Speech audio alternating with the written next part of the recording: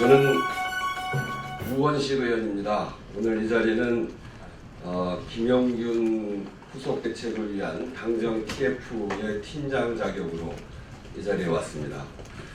어제 저희가 당정 발표 후에 김영균 대책위를 비롯해서 특조위 그리고 그걸 통한 언론 기사들 쭉 제가 살펴보고 이건 꼭 말씀을 드려야 되겠다 싶어서 이 자리에 찾아왔습니다. 우선 어제 이제 되게 커다란 그 주장은 정부 대책이 알맹이가 빠져 있고 그리고 용균이를 우롱한 졸속 대책이다. 그렇게 해서 전혀 이게 사전에 준비되지 못하고 현장하고 소통하지 않고 정부가 일방적이고 졸속하게 대책을 내놓은 것으로 그렇게 이야기를 하고 직접 고용 정규직화에 대해서 당정이 그 엄중함 또는 위험의 외주와 엄중함에 대해서 깊은 철학을 갖지 못하고 이야기하는 것 같이 그렇게 이야기를 해서 이건 이 부분에 대해서는 이 책임을 지고 있었던 저로서는 충분히 이건 설명을 드려야 된다는 생각으로 찾아왔고요.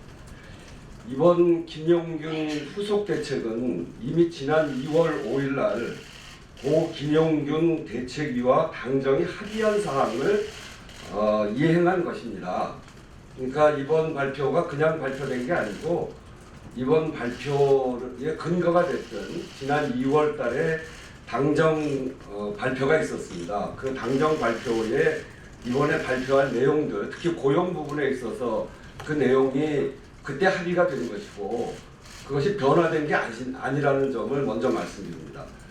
그 당시에 보면 그 사고가 나고 김영균 군이 참사를 당하고 바로 제가 내려가서 현장을 살피기 시작했고 그 전에 그 사고가 있기 전 국정감사에서 제가 이 문제를 문제를 제기했을 뿐 아니라 현장에 있는 노동자 대표를 증인으로 불러서 현장의 위험성을 제기하기도 했기 때문에 제가 이 문제는 꼭 책임지고 풀어야 되겠다 이렇게 생각했고 그런 과정에 김영균 군의 참사가 일어났습니다. 그래서 현장에 가는 것으로부터 해서 그 이후에 여러 차례 소통을 하면서 김영균 군의 사망 대책을 논의를 했죠.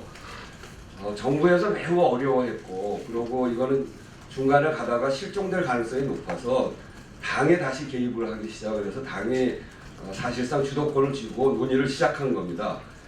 그때 한 언론사가 이렇게 당시의 일지를 이렇게 만든 게 있습니다.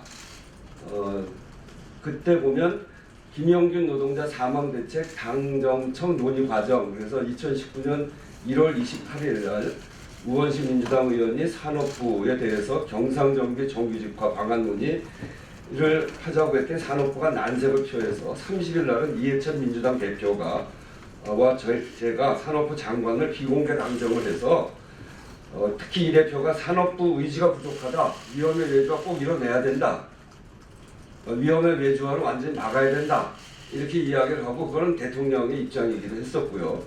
그리고 31일 밤부터 김수현 청와대 정책실장 산업부 이렇게 해서 제 방에서 마라톤 회의를 통해서 이 안을 정리를 했습니다. 그래서 밤 11시에 저와 김수현 정책실장이 김영균 대책위를 당정 초안을 가지고 대책위에 전달을 했고 그래서 그거에 대해서 입장을 달라고 했습니다. 2월 1일 밤까지 그때부터 2월 1일 밤까지 지속적으로 대책위가 릴레이 논의를 했고 오후 5시에 최종 타결돼서 당정 발표 일정을 잡았습니다. 그렇지만 또 약간의 문제가 있어서 취소를 했다가 2일날 오전 8시에 우원식 산업부 대책위가 15시간 마라톤 회의를 통해서 저녁 7시에 김수현 실장도 합류해서 밤 11시까지 추가 논의를 통해서 4일날 최종 타결을 했습니다. 이 타결이 끝나고 난 이후에 장례 절차가 진행이 됐고 회사와 김영균 대책위 가족 간의 피해 보상 문제에 대해서도 합의가 다 돼서 5일날 저희가 설날이었죠. 다 기억하실 겁니다. 설날 당정 협의한 게 처음인데 그날 당정 발표를 하고 명절 지나고서 장례식을 치른 겁니다. 이 얘기를 왜 제가 자세히 하냐면 2월 5일 날의 당정 발표는 당정이 일방적으로 발표한 것이 아니고 시민대책위까지 포함해서 그리고 현장에 있는 노동자까지 다 포함해서 정말 진통 끝에 합의한 겁니다. 정말 어렵게 합의했습니다. 그래서 이 언론사들도 이 합의에 대해서 굉장히 높이 평가하고 정말 당이 이번에 열심히 잘했다. 청와대도 결단을 내줘서 산업부가 어렵다고 하는 것을 정말 잘해줬다. 이렇게 해서 굉장히 높이 평가도 했습니다. 그때 합의문을 보면 이렇게 되어 있습니다. 이게 합의문입니다. 1항은 특조위를 구성하는 겁니다. 이게 여러 가지 당정 발표를 통해서 다 되지 못하는 미세한 것들, 환경적인 문제까지 포함해서 현장의 위험을 해소하기 위해서는 전문가들로 구성된 특조위가 제대로 활동하면 좋겠다는 게 1항이고요. 2항은 2인 1조 등 긴급 안전 조치를 하자가 2항이고 3항은 뭐냐면 고용 문제입니다. 근본 사고가 발생한 연료환경설비 운전 분야에 대해서는 공공기관으로 정규직 전환을 조속히 매듭짓는다. 공공기관을 만들기로 한 겁니다.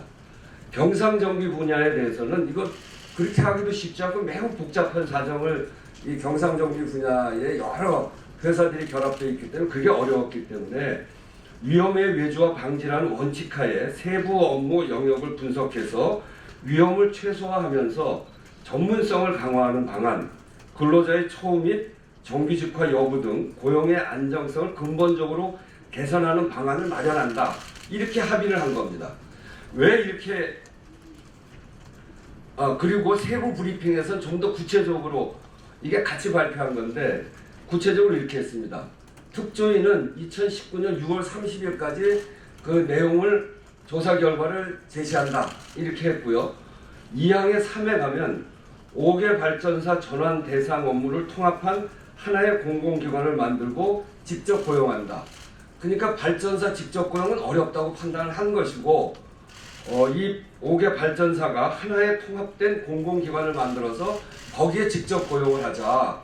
이를테면 KPS 같은 거를 만들어서 거기에 직접 고용을 하자는 겁니다. 이게 왜 이렇게 결론을 낼 수밖에 없었냐면 다들 이게 한참 논의하다 마지막까지 대책이나 현장 노동자들하고 부닥쳤던 문제가 직접 고용해라. 그리고 연료환경 설비에서 직접 고용 정규직화해라. 그리고 이 경상정비 부분에 있어서는 KPS와 같은 회사를 만들어서 거기다 일원화 해라. 이게 이제 그 당시 요구인데 그 부분 가지고 맨날 며칠을 토론한 겁니다.